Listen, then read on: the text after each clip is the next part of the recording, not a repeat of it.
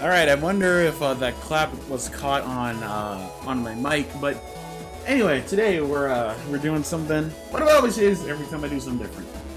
Today we're back on Reddit because that's just what we're doing, and today we're gonna say my top. We're gonna talk about my top 3 favorite mobile games. Which, when I say this list, don't be surprised if you've been following the channel for a while. You should know what the top 2 might be, but I don't really know about the top 3.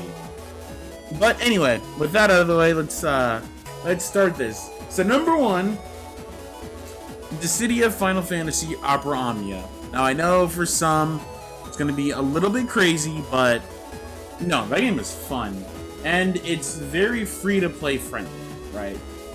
Like, I've been playing that game on and off since like 2017, and I have not spent a dime on it, and I have pretty good things. So that's a plus right there.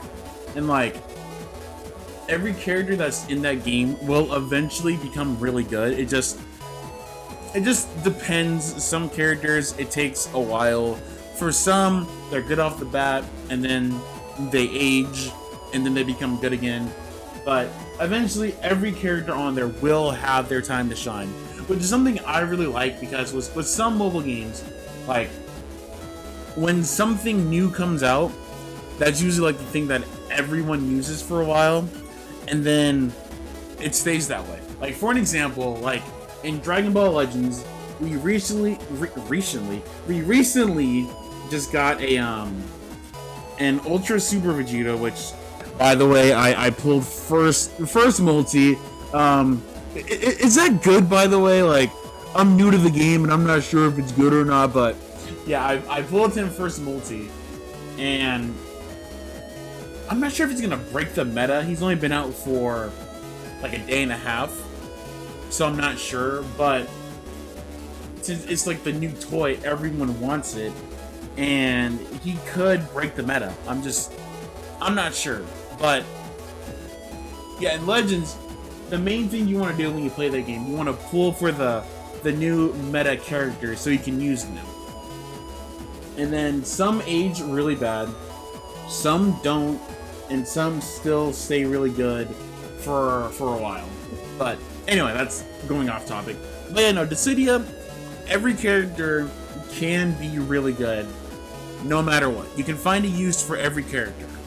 So I really enjoy that. I enjoy the Dissidia like franchise, except the one for PS4, because that one was bad. But the ones for PSP, those were amazing. I love those so much, and I wish we would like get them on like the Switch or something. But I think there's like some weird reason why we haven't gotten it for Switch. But hopefully they're able to figure that out, because like, you know, I would love to be able to play it on the go and not have to chase down a PSP, chase down a copy of Dissidia, Duodessa 012, or the first one, to where you can just put it on Switch and it's there.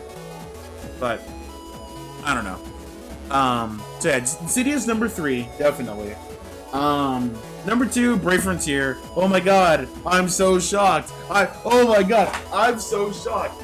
I'm so shocked that my favorite mobile game is Brave Frontier. You know, I've only been playing it for like 7 to 8 years before it shut down. But yeah, no, Brave Frontier was definitely one of them, because it was just it was a good game until it wasn't, if that makes sense. Like, I think the best time for Brave Frontier was when Omnis first got introduced, because you had to actually work to Omni your characters, since at the time only the heroes Omnied, so you had to get them Omnied and then wait for more characters to get Omnied. And then as time went on, it got easier and stuff. But like, I still remember, I mention this every time, you guys are probably tired of me mentioning this, but I remember when the Omnis first came out, I was in school and I was like grinding to get the totems, and it was fun. Well, fun in quotation marks, because it was torture, but it was fun at the same time. So I'm sorry, Brave Frontier just holds a special place in my heart. Okay, that was like one of the first mobile games that I ever played. I remember playing it like on my old iPhone, like my iPhone 4, and like on my older phones. And yeah, it was just a good time. The characters looked really cool. It was it was a pixel art RPG, which I loved. By the way, Brave Frontier ran so these other pixel RPG mobile games could walk. Throwing that out there. Same with Blood Brothers or Blood whatever it's called. I know Brave Frontier, very good. Rest in peace, Brave Frontier. I wish you just stayed offline, but it is what it is. I should honestly do some honorable mentions. You know what? I'm doing honorable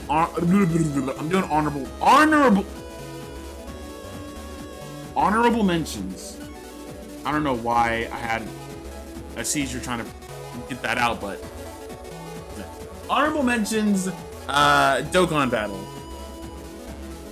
And the reason why is just because it's so crazy on how much that game has changed from like whenever it first came out to now.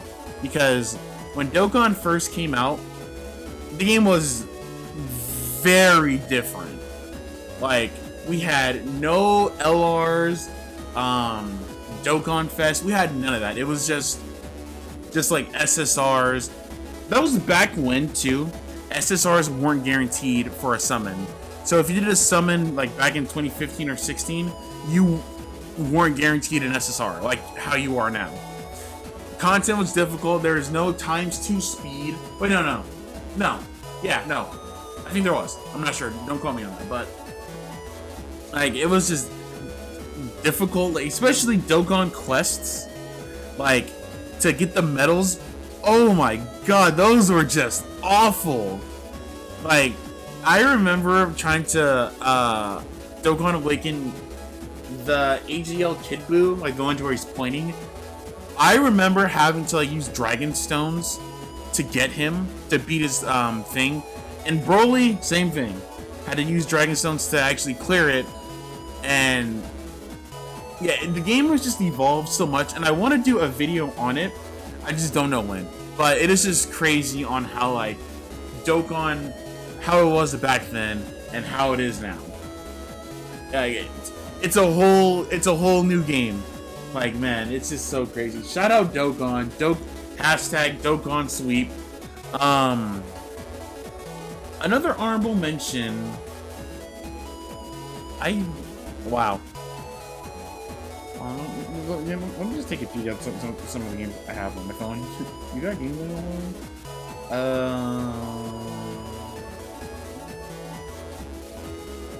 You know, you would have thought I would have had this planned out instead of doing this. My mind is really going blank right now. I really can't think. Alright, you know what? We'll do this. Okay, honorable mention number 2, Dragon Ball Legends. I know I just made fun of it because of meta, but when everything works, it works good. Like, Legends can be a fun game. It just depends on, like, if you pull the units, and like, if, like, Rhyme said it in his video a few days ago when he summoned for Ultra Vegito, he said that, like, Legends is fun when you don't play it 24/7. And I have to agree very much. Because with mobile games, it's definitely like one of those things to where you shouldn't play like one 24/7 because it'll burn you out and you'll just get tired of it. Hint, me with Unison League, but yeah, that's very true. Like, I have a lot of mobile games on my phone. There are some that are just on there to be on there, and there are some to where I played a bit, but I don't do it all day. Unless, like, I'm having fun with it. But if I'm not having fun, I either uninstall it until I feel like playing it again, or, you know. But yeah, Legends, when it works, it works. It can be fun. Yeah, the art in that game is really good. The combat in the game is good too. Like I said, it just depends on what you're doing, honestly. If you're doing PvP and you get like bad connection after bad connection, then you're not gonna have fun. But if you're doing like player versus enemy, like player versus CPU. It could be fun, but yeah, Legends is a very mixed bag on certain days. It honestly just depends. Another honorable mention. Actually, I'm not gonna put Unity League in my top 3, like top 3 of all time. No, it's on there because I make content on it a lot, but I don't know if it's up there with like my top 3. Like, I'm not sure if it deserves an honorable mention spot. Actually, you know what? Yeah, sure it does. Unity League. Yeah, if I didn't like make content on it and play it so much, I probably would enjoy it more, but just like me making content on it for so long, it just degraded me from it. And yeah, it's a fun game. Like, I do love games that let you customize your avatars, but yeah, kind of same thing with Dokkan Battle. Like, Unity League also has evolved over the years. Like in 2013 or whenever it first came out, whole different game than it is today. Like, today you have more jobs, classes. Sorry, I've been playing Triangle Strategy. Like, there's more outfits. There are more things to do. They just take forever to add new quests. Looking at you, Dokkan Battle, it's been like 7 years. Where are the new quests? Even though they're in JP, but anyway. But yeah, no, like, if you don't make content on a game, on a mobile game, you'll probably have more fun with it. But if you do, and then it's kind of just like, it definitely can get degrading. Number one game. Do any of you want to guess what it is? Because trust me, when I say this, like, this is going to be a very hot take. Is everyone ready? Is everybody ready for this spicy take? Okay, if you want to back up the video now, I'm giving you your chance. I'm gonna count down to 3, and then I'm gonna say it. Okay, 3, 2, 1. Tales of Link. That's right, I said it. Tales of Link. Tales of Link is my favorite mobile game that got shut down, and it was such a good game.